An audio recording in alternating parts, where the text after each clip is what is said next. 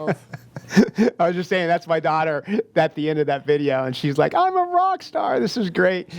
So we're back, Suncoast NPI TV, and I'm delighted to have sitting next to me right now Janet Faulkner. Good morning. And I'm so happy you're here. Well, thank you. Good to be here. Yeah, and like we say, Suncoast NPI is full of members that are rock stars in the categories, and you're an incredible person at what you do, and have a servant's heart, and just committed to the commitment. And so I'm thrilled to have you here, and I know you, but I know the audience really doesn't know you as well. So why don't, if you don't mind, let's start off. Just tell a little bit about who you are, Miss Janet. A little bit about me. Well, first and foremost, I'm a wife, mother, grandmother, stepmother, all of those things.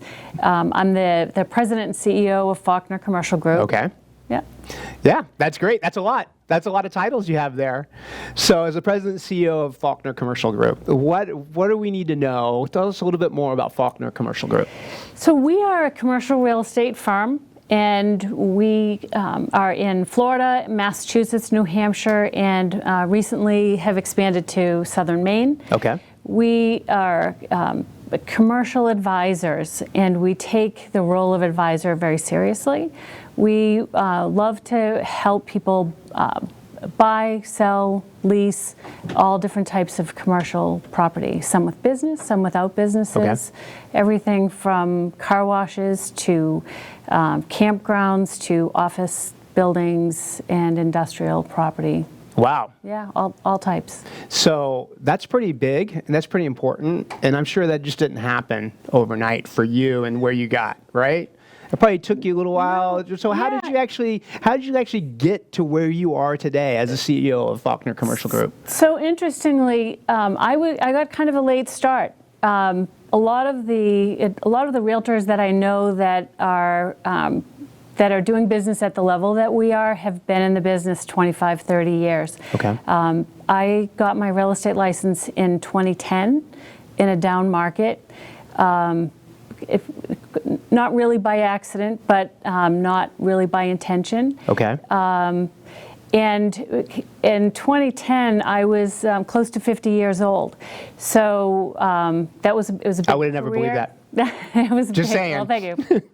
It was a big career change for me, but I started out actually assisting my husband a bit. I think you know this. My husband has a progressive form of MS.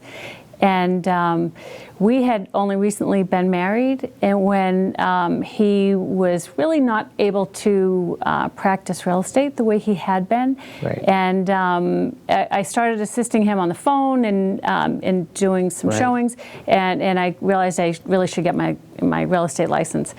So that was in 2010. In 2014, we were invited to start a commercial division in Andover, Massachusetts, which is just north of Boston. And after that first full year, we actually had the top team out of that office. Thank you. And then we expanded to Florida. We've expanded to New Hampshire, and like I said, recently to Maine.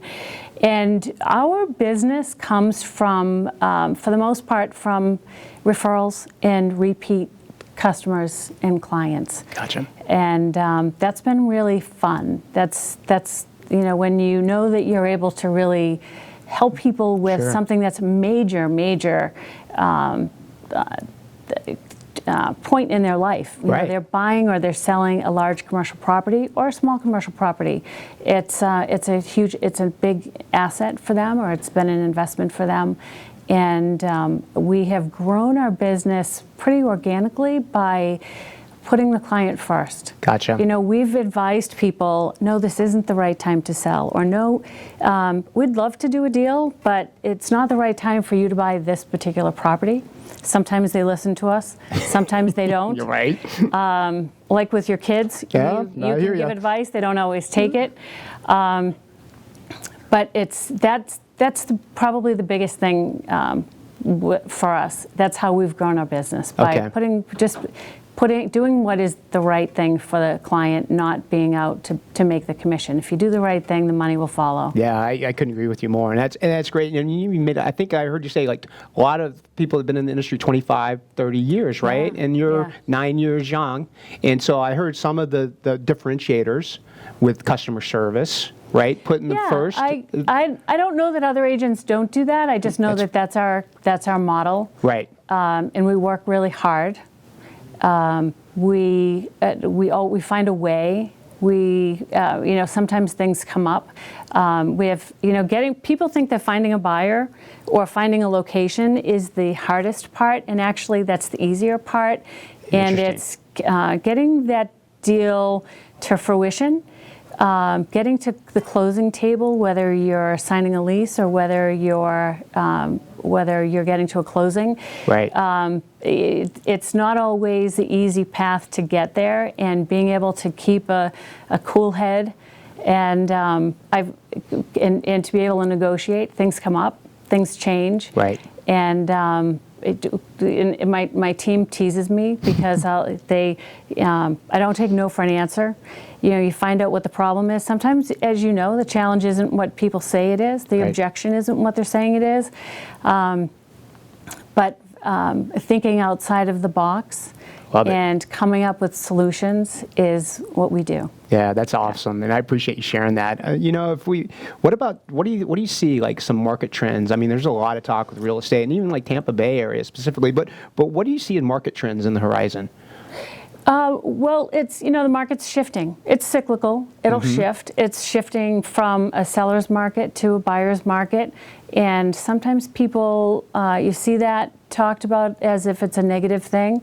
But we work with a lot of buyers. So a buyer's market is a good opportunity for people to get out there and purchase some assets. So either way, it's good, right? If it's a seller market, it's great for your sellers. Absolutely. If it's a buyer's market, then it's a good time for your buyers to get out there and purchase. That's great. I appreciate you sharing that. How about, like, I'm sure you have a lot of partnerships and you work with a lot of different types of companies. So when you actually look at joining up and you look to partner with a person or a company, what is it that actually kind of drives you and helps you to make that decision point to actually move forward with that partnership? That's really important. We have integrity, of course, is foremost, right? We've got to, people have to be like-minded. We have an abundance mentality, when we find that in our agents, if they're hardworking and they're driven, and they're not just looking out for the money, they're not looking to just do a quick deal. They're not, we find that people are trying to talk someone into buying something or selling something. I know I touched on that. It's, we've got to find people that are like-minded and like to do business the way we do. It's funny, I ran across something, I had something come across my email yesterday, and it was a property that's listed by someone else, a competitor, I would say. And it was an industrial property that actually it jogged my memory that it might be a fit for a client of an agent that had shown one of our listings. And I reached out to the agent that had this new listing, and I said, I know we showed one of our listings to someone. Our property was too small. I think it would be a fit. Here's his contact information. Reach out. That's great. And I don't think people do that enough. And he really appreciated it. It could be a win-win for both of them. Sure. I don't benefit, except that, it's good karma. It's good business. Right. So it's what we do. That's awesome. And we have a couple more minutes. So what about how do you keep like your employees or team members? How do you go about keeping them motivated? Keep a sense of humor. Yeah. Look, things don't always go the way, deals fall apart occasionally. Right? People work really hard, and sometimes things don't turn out the way they like. I probably annoy them because I will remind them, a little prayer that I had read somewhere over the years is this or something better. And if that didn't work out for that particular client or customer, there's something else that's going to be the right fit. Right. And so that's, we just try to stay positive, and we look for solutions, and we just keep going. That's great. Now, you've given me some nuggets today. I appreciate it. You've got about, things, you can get disappointed, and the people that are successful, two things. The people that I find that are successful, when things don't go the way they want or they expect, you might wallow in that for a few minutes. Right. But you got to, you have to you just have to kind of look for the lesson in it. What could I have done differently? Absolutely. Or how can I turn that around? Right. And move forward. Right. So that's great. It's big. That's great. So we have 30 seconds. 30 seconds. You want to do like some goal, like a current goal that you have to close out? Yeah, the goal is to. And I actually had one of my agents say, I'm a little overwhelmed with keeping up with the leads that we have, and we're looking to add like-minded people, talented. Looking people. to add. Yeah, we're looking to add to our team in all 4 states, in Massachusetts, in New Hampshire, in Florida, and in Maine, and. If you think you might be interested, give me a shout. You're awesome. Thank you. John. Thank you, Thanks. Janet. It was Appreciate great to see you.